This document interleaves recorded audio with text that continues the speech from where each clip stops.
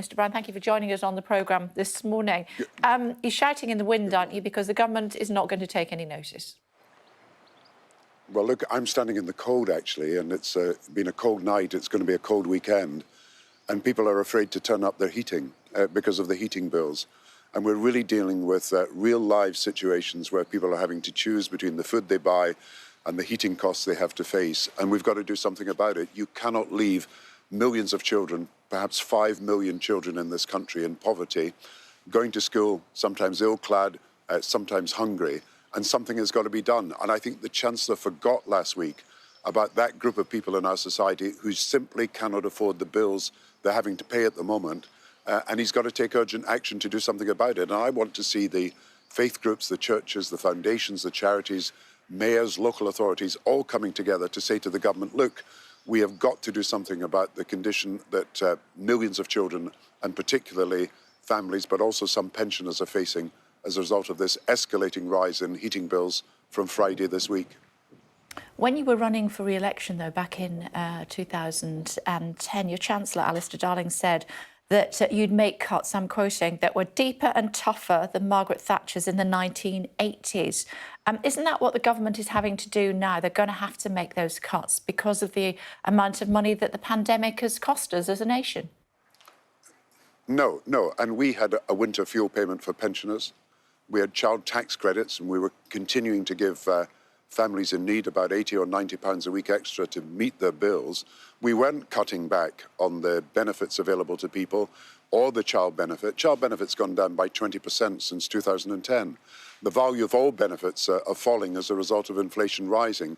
We're dealing with a completely different situation here when the government is cutting benefits at a time when the need is greatest.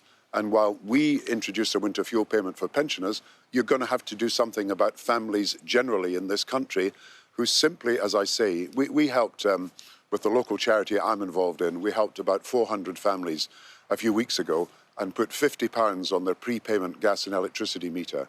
But we can only do so much. We've got a warehouse in Lochgelly in Fife where we're collecting things from Amazon and other firms that are helping us give goods that can go to families that are in poverty. And that's home furnishings, but it's also nappies, it's also toiletries, and it's also, of course, going to be food as well.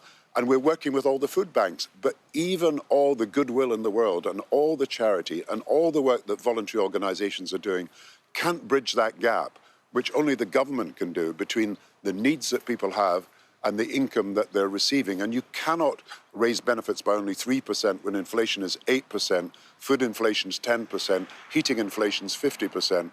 You've got to deal with the situation here and now. This is an absolute crisis in living standards, and we're going to have the highest level of poverty amongst children that we've seen for 50 years, worse than in the 1980s when it was mass unemployment that caused it. Now it's low pay and low incomes that families are receiving.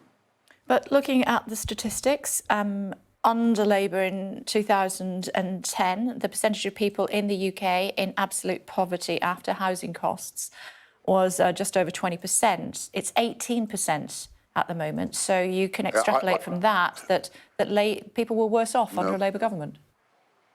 No, you're completely wrong, because child poverty went down 1.5 million under a Labour government. It's now gone up to 3 million, 4 million. It's going up to 5 million under the Conservatives. Look, I keep saying to you that child poverty is worse than it was in the 1980s. It's going to go up from 4.3 million this year to 4.8 million during the course of this year, and then it's going to go beyond 5 million. And the reason is obvious. We've cut the value of child benefit by 20% in the last 10 years. We've had benefit cuts in 7 of the last 10 years. You cannot keep taking this money away from families and then giving them huge heating bill rises and then expecting them to pay for the food shop, which is going up in cost. We've just heard that bread and milk are going up as well, and expect people to be able to fend for themselves. Poverty is far worse now than it was in 2010. I can tell you from my own experience locally, but I think everybody who's listening to this programme knows that. You were, of course, previously Chancellor before you were Prime Minister, and you famously once said there are 2 types of Chancellor, those who fail and those who get out in time. Do you think Rishi Sunak's missed the boat? I think, look, I praised Sunak when he did the furlough scheme, and I wanted to be able to support everything we're doing when we've got a national crisis. But you cannot support the lack of compassion and the lack of understanding about what's happening to people in their real lives. You know, we've got mothers in Fife, where I am, who cannot afford a cooker, and therefore they can never give their children hot food. I had a family that the cottage my family centre was working with, where 3 children were sleeping under one sheet. They didn't have a bed, and they didn't even have blankets or duvets. Now, we are appealing today for companies that can give us duvets, blankets, and help with that sort of heating equipment that would allow people to protect themselves against continuing cold nights. By the time we get to September and we face another winter with heating bills going up again, the crisis will be even deeper. Now, no compassionate chancellor can fail to understand what is going on in the despair that exists in the communities that they just don't visit, and the desolation in the faces that, quite frankly, they never see. Do you have a thought on the police fines for events taking place in Downing Street during the pandemic, and the fact that 20 fines have so far been issued? We are led to believe with more to come, and what that says about the culture in Downing Street at the time? Look, I've got a thought about this. When people are suffering, when during the pandemic, people were not able to be at the funerals of relatives, in my case and other cases, when people were making huge sacrifices, we had parties going on in Downing Street, and I think there was even a party last night. What we've got to understand is that government has a responsibility to all the people of the country, and if they ask people to do things, they've got to be prepared to do things themselves and take some moral lead. And of course, that's what's been missing in the last few months.